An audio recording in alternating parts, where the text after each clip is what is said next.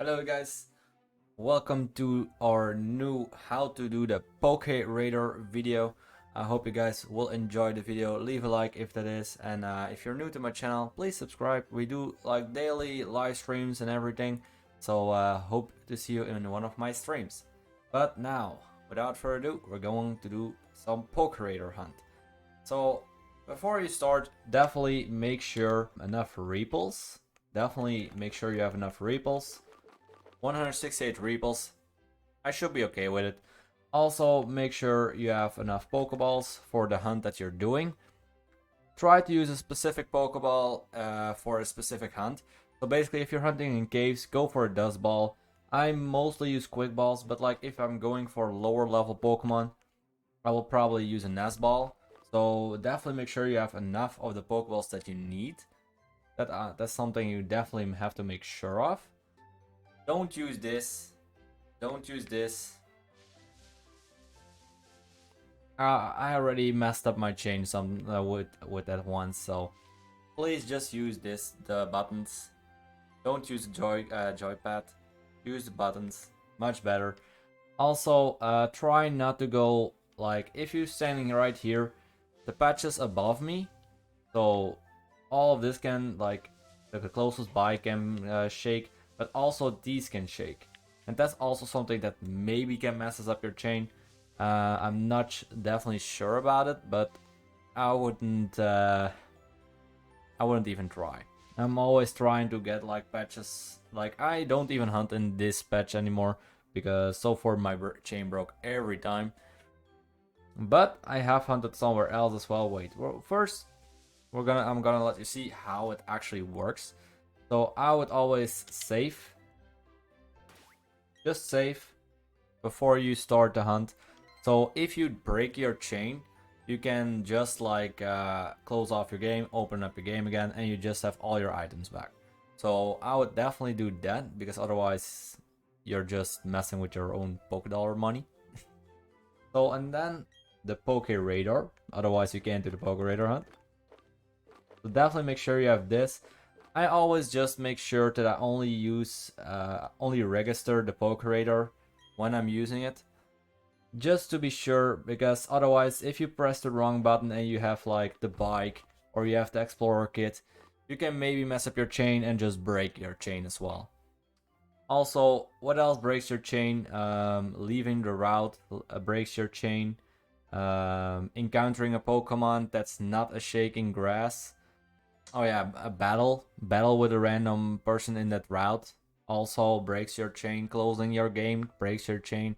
What doesn't break your chain is like if you are in a chain, you can just put your switch basically to rest mode. That doesn't break your chain as long as the game is still open. So make sure if you want to like take a break, just switch to rest mode so it doesn't break your chain. Okay. So now the patches are shaking. Which patch should you go for? Even in the start of your chain, so even a chain of 1, definitely make sure you pick the one that's farthest away.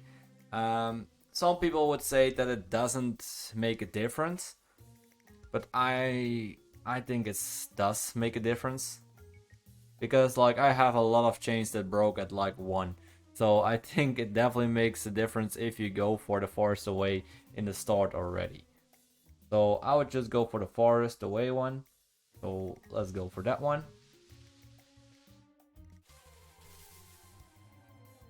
So we got a Starly. So you now have 2 options. You can go and kill it. That would still let your chain continue, but it's all about chance. So basically you have a chance that your chain breaks every time you battle it or capture it. Doesn't matter, there's always a chance that it breaks. That's the sad thing about the hunt, but otherwise it would be maybe too easy. So definitely I would always recommend to catch it, because catching it will definitely give you the most chance of continuing the POKÉRADAR. So I use Pokeball. Let's see, does my chain continue? Does my chain continue? Okay, no, I don't want to give it a nickname. Does my chain continue? Yes, it does. Okay, so now we're going to look again. So which patch is the most far away? It doesn't matter. Like I always just count my steps. So you're definitely sure. So I always count like to 4. So 1, 2, 3, 4. Then you definitely know that's normally the most far away one. So my chain does still continue. As you can see, like there are now 2 that are like 4 patches away. But I think the one above me is much closer than the one to the left. How do I make sure? Like I always just count still the same. So if I would go to the above one, that's 1, 2, 3, 4. Actually, there's a better way. Just make sure you count like first straight to it. So 1, 2, 3, 4. And if I would go to the side, it would be 5. But that's not how it works. But still, that's how you can like tell if one is further away or not. So then the left one, 1, 2, 3, 4, 5, 6, 7. So if I had to go to that patch of grass, I had to do 7 patches of grass. So probably that one will be the most far away one. So let's just encounter it.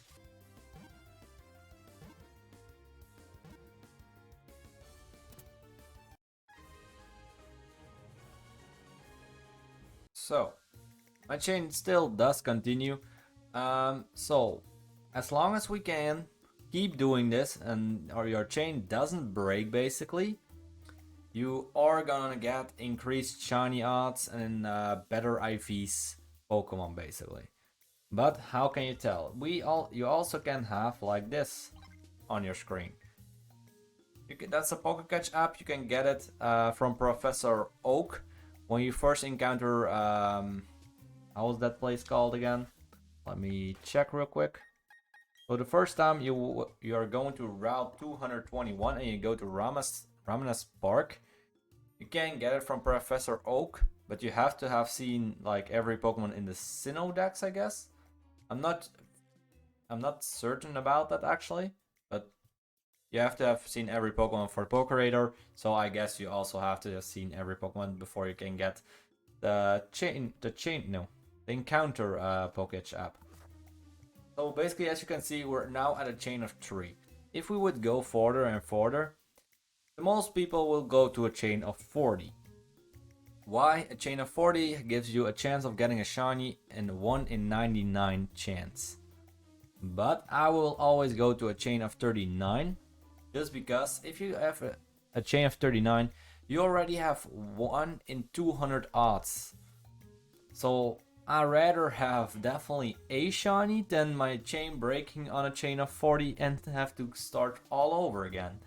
So I will always go for my shiny when I have a chain of 39. So I'm definitely telling you guys, go from a chain of 39, go for your shiny. Don't try to get to a chain of 40 straight away.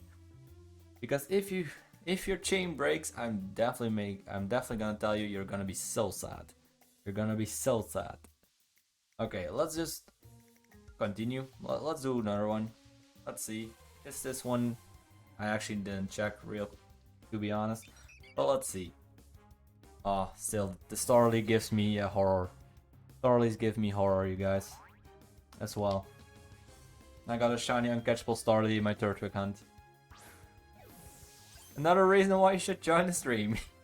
So basically, these are the odds of every chain. So if you have a chain of 0, it's still 1 in 4096. That's a normal odds. But when you already have a chain of 1, your odds already go down like almost, no, actually 200 encounters less. So you already have a shiny rate of 1 in 3855. So your odds increase so much. So basically, when you hit like 10, you already have odds 1 in 2521. If we would go to a chain of 20, you have a chance of 1 in 1820. 30 is 1 in 1310. And also you have 2 perfect IVs at that encounter. As well, at the 20 you have 1 perfect IV. And if we go all the way to 40, you have a 1 in 99 chance, and then your Pokemon definitely, your 40th encounter definitely has 3 perfect IVs. I don't know if they will fix it, because I think normally it should be like, if you have 30 chain, all the Pokemon above will have 2 perfect IVs, but sadly enough, that's not the case. But maybe they will fix that in the future, I don't know. Also, you can also go to a chain of 100. Never have done it, so I wouldn't know for sure. But if you go to a chain of 100, then your odds are still the same, but you would have a 5 perfect IV one. I'm never gonna go to a chain of 100, just saying. The nearest patch to you will have, if you had defeated, a 50% chance of continuing. If you go to your second nearest patch, you have a 63% chance of you're continuing. The same the second first one is 73% chance, and the first one is 83% chance. But that's only for defeating. If you would capture it, you have a 53% chance for the nearest one. It's the same as the defeat rate, so actually you could, no, definitely don't do it. Just go for captures. So if you go to the second nearest, it's 63% chance. Second first is 73% chance, and first is 93% chance of continuing your chain.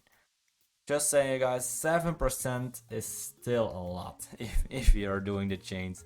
You will have some days that you're just like, oh, it goes so well, and then you're at a chain of 35 and your chain breaks and you're going to be so sad. Just saying. But still, I love this way of hunting.